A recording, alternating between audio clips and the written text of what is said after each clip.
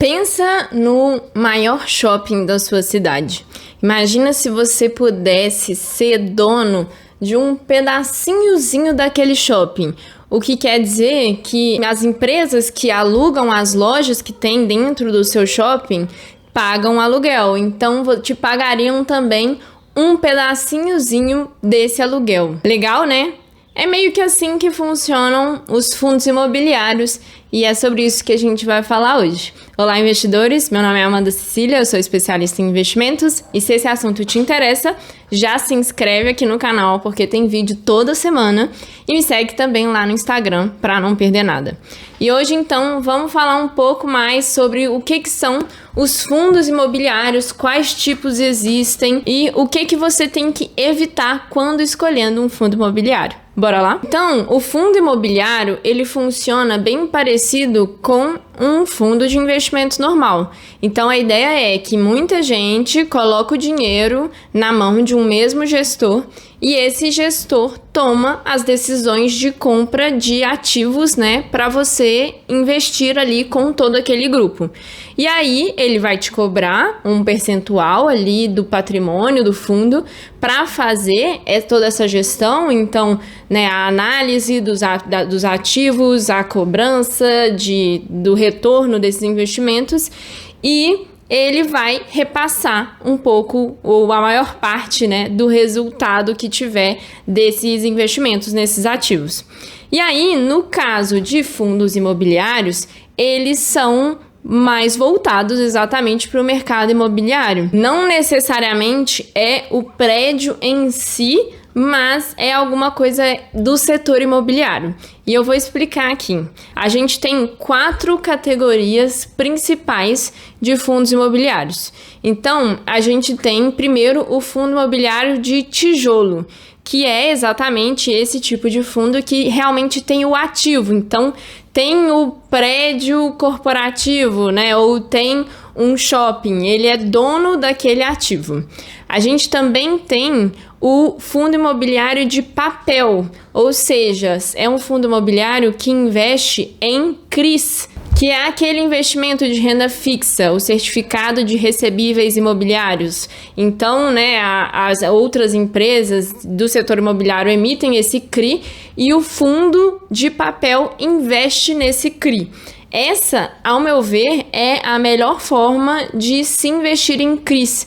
Eu não gosto de, né, como pessoa física, comprar CRIs, porque eu acho que a gente acaba não tendo acesso ao mesmo nível de informação que um investidor profissional, como um gestor de fundo, tem. Eu acho que o investidor, né, profissional também, ele acaba tendo mais poder de barganha, porque ele compra um volume muito maior e é um investimento que não é garantido pelo fundo garantidor de crédito. Então, se é para investir em CRIs, eu prefiro fazer com o intermédio de um especialista, de uma equipe, né, uma gestora que passa o dia inteiro analisando somente isso.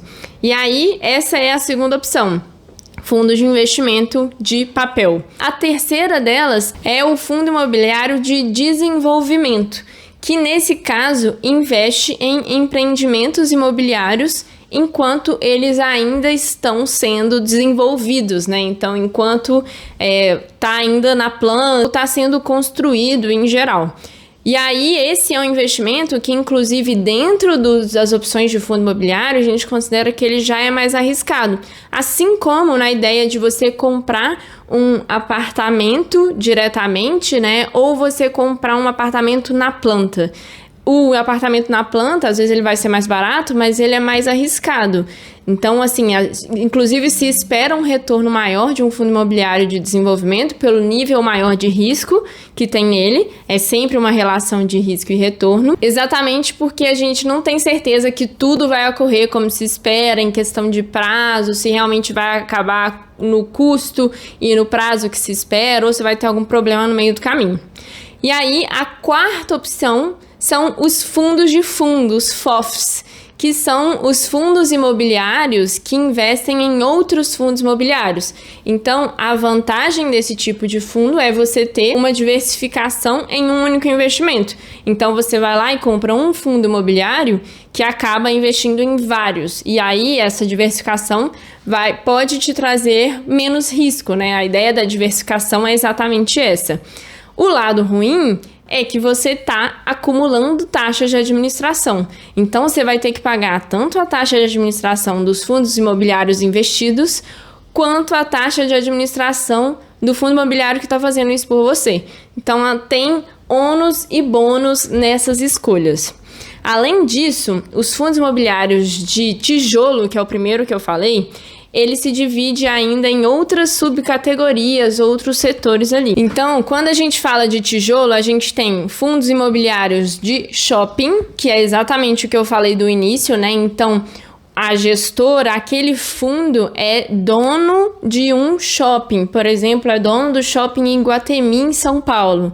E aí, toda aquela estrutura ali é responsabilidade dele, né? Toda a manutenção, o lidar com com os lojistas, enfim, tudo é responsabilidade daquele fundo. E ele recebe a renda pelo aluguel daquelas lojas, daquele espaço. E a gente tem a segunda opção, que são fundos imobiliários corporativos, que é exatamente aquele que investe em prédios corporativos, então são prédios de escritório. A gente tem fundos imobiliários logísticos, que investem então em galpões logísticos, que é um setor, inclusive, que cresceu muito depois da pandemia, à medida que cada vez mais, né, as compras pela internet ficam mais populares, que as pessoas acabam comprando mais, né, as lojas precisam desses espaços, desses galpões, e inclusive muitas vezes não só o espaço do galpão, mas toda a logística do galpão. Então, tem uma empresa que faz todo o direcionamento.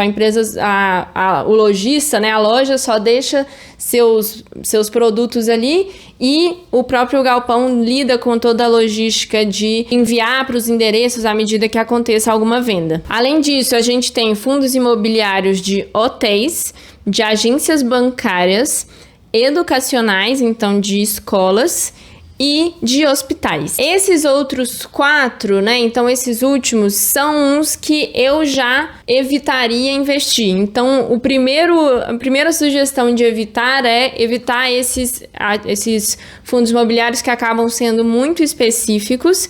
Principalmente, eu diria, o de agências bancárias, porque é uma coisa que está um pouco em desuso, né? As pessoas irem na agência bancária, cada vez mais a gente evita ir, a gente tenta resolver pelo computador, pelo celular, então não acho que vale a pena. E esses outros acabam sendo muito específicos, às vezes para hospitais, para escolas, tem regras específicas que mesmo se a empresa que está ocupando o espaço não paga, né, acaba sendo devedora ali do aluguel, é muito difícil de tirar as pessoas do imóvel, então não acho que vale a pena o risco desses investimentos. Eu focaria mais nos outros. Então, em tijolo, em logística, em corporativo e em shoppings. E aí, qual é uma vantagem do fundo imobiliário, né? Tem muita gente, a gente no Brasil tem muito esse costume dos imóveis, né? Então, quantas pessoas você já ouviu falar que foi comprando várias lojinhas ou várias casas, que vive desses aluguéis, desses bens? É bem normal, assim, ter as pessoas terem como objetivo ter esses ativos alugados para pessoas e viver dessa renda. Só que a questão é que quando você tem esse ativo, você tem que cuidar dele, então tem toda a manutenção, tem que garantir que seu inquilino tá pagando certinho e acompanhar isso. Pode ser que a sua loja, né, fica, por acaso, vaga, né, acaba que seu inquilino sai e você não acha tão rápido um próximo. E aí, por exemplo, se você está vivendo da renda de uma sala alugada e essa sala fica desalugada, você perde a sua renda, né? Então, acaba que seu dinheiro está muito concentrado em um bem só, por exemplo. E, além de tudo, quando você tem esses ativos e recebe esse aluguel que você recebe é tributado, né? Então, tem toda a tributação, principalmente ali quando a gente fala de estar em pessoa física, que pode começar isento se for abaixo lá daqueles R$2.000, mas chega até a 27,5%. Quando a gente fala de investir em fundos imobiliários, O legal disso é que, primeiro, você consegue investir com bem menos dinheiro do que você precisaria para comprar, por exemplo, uma sala, um escritório. Então, sei lá, você vai comprar um escritório ou uma sala para alugar, você precisaria pelo menos de uns 50 mil reais, por exemplo. Com os fundos imobiliários, com 100 reais ou às vezes menos, você consegue comprar uma cota de um fundo imobiliário. Então, já ali facilita. Além disso, a gente tem a questão da diversificação. Então, ao invés de você usar 50 mil reais para investir em uma única sala, que vai te deixar dependente de um único inquilino, você pode investir em um fundo imobiliário que já ali já vai ter vários, o ideal, né, que tenha vários inquilinos, e além disso, com mais dinheiro, você pode investir em vários fundos imobiliários diferentes. Então, isso quer dizer que você acaba tendo vários inquilinos, e se por acaso um deles sai, né, e deixa de alugar um espaço, é claro que isso é ruim, mas o impacto disso na sua renda acaba sendo menor. Então, se, por exemplo, você tem 20 inquilinos por meio dos fundos imobiliários e um sai, é muito menor o impacto do que se você tiver uma sala e seu inquilino sair. Além disso, os fundos imobiliários pagam um provento. Todos os fundos imobiliários no Brasil, eles são obrigados a distribuir 95% do lucro deles por semestre, a cada 6 meses. Então, esse dinheiro, né, eles coletam, calculam esse 95% e vai pagar na conta de todas as pessoas, né, todos os cotistas, todas as pessoas que têm alguma cota desses fundos imobiliários. É usual no Brasil que esses fundos imobiliários, eles busquem pagar todo mês, mas não é obrigatório. O obrigatório é a cada 6 meses. Mas então esse dinheiro que você recebe são esses proventos e no Brasil, pelo menos por enquanto, esses proventos são isentos de imposto. Então, se você tiver uma sala alugada, você está pagando ali, às vezes, até 27,5% de imposto, no fundo imobiliário, esse provento é isento. Então, tem esse outro benefício que tudo que você tiver de rentabilidade fica para você.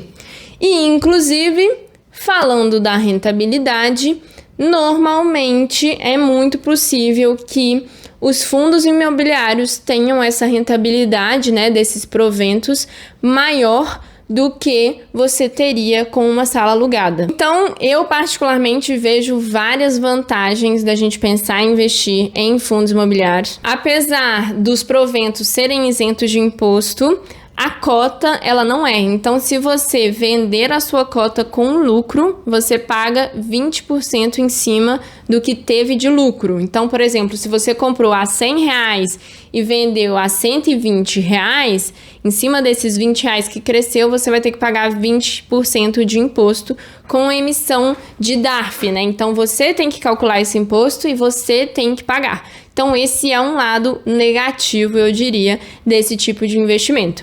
Os fundos imobiliários, eles são majoritariamente negociados em bolsa, então você compra da mesma forma que compra uma ação ali dentro do home broker, tem um ticker, né, que é sempre 4 letras seguidos de 11. Então, por exemplo, XPML11 é um fundo imobiliário da XP que investe em shopping. VILG11 é um outro fundo imobiliário que investe em logística, em galpões logísticas. Então, existem sites específicos que você pode pesquisar sobre, entender quais são suas opções de fundos imobiliários para poder investir neles. 3 coisas que eu acho que vale a pena evitar quando a gente fala de fundo imobiliário. A primeira, a gente precisa evitar escolher, como eu já falei antes, né, fundos imobiliários de hospital, de escola, de agência bancária. Além disso, a segunda, a gente precisa evitar fundos imobiliários que sejam monoativos, ou seja, um fundo imobiliário que investe somente em uma propriedade, em um prédio, em um shopping, se for o caso, porque exatamente a gente perde aquele benefício da diversificação que eu tinha falado. E o terceiro ponto é escolher fundos imobiliários somente pelo dividend yield, então pelo percentual referente à cota de quanto que ele está te pagando mensalmente. aquela questão dos proventos. O provento é importante, mas se a gente só olhar isso, a gente pode cair em furada.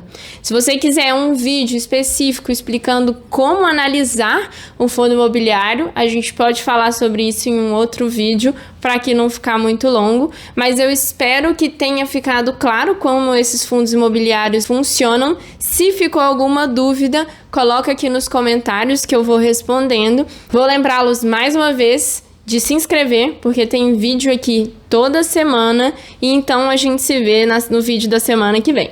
Tchau, tchau!